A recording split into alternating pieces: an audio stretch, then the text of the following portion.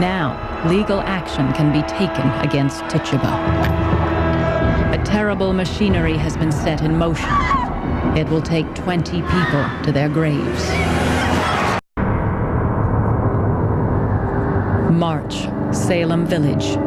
7 girls and women possessed by horrifying fits.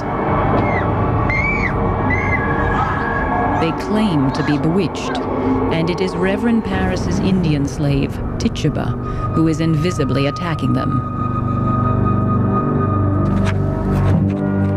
Formal complaints are filed, transforming wild accusations into a legal procedure, one that unfolded in a building much like this one over 310 years ago.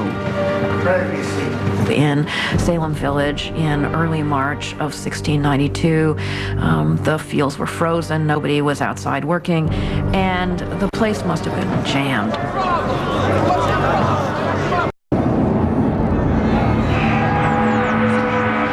On June 10th, 1692, Bridget Bishop becomes the first witch to hang in Salem Village. Hang the witch!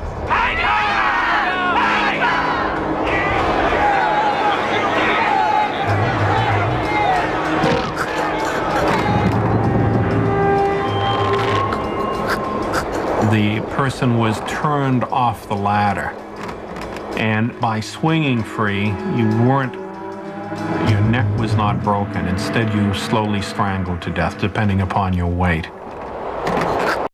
It takes another 3 months before the 49 remaining accused witches are released. 3 have already died in jail while awaiting their freedom.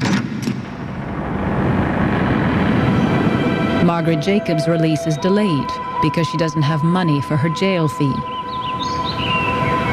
Tituba had been the first person accused. A year after her arrest, she is released to a new master because Reverend Samuel Parris refuses to pay her jail expenses. 1697.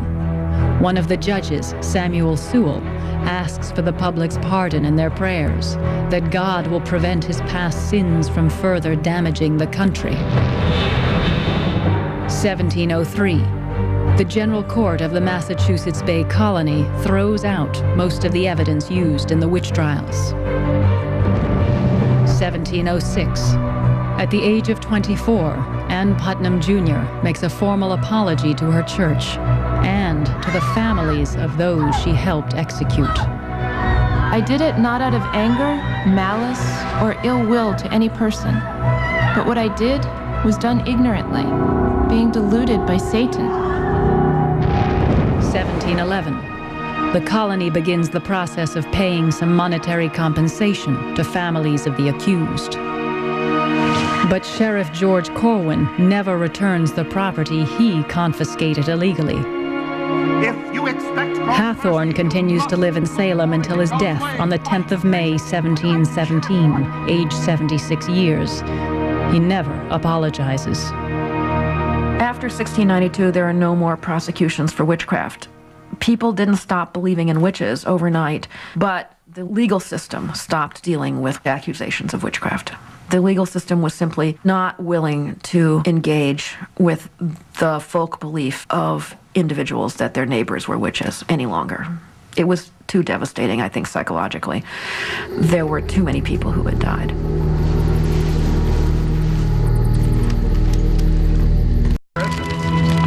In the aftermath of the witch hunt, Cotton Mather regretted that innocent lives might have been taken. But who was to blame? Was it Satan, or was it the Puritans themselves? Did we not, between the sufferers on the one hand and the suspected on the other, carry things to such extremes of passion that the devil did bless himself to find such a convenient home among us? It may be that the anger which we have had against one another has had more than a little influence on bringing the devil to us.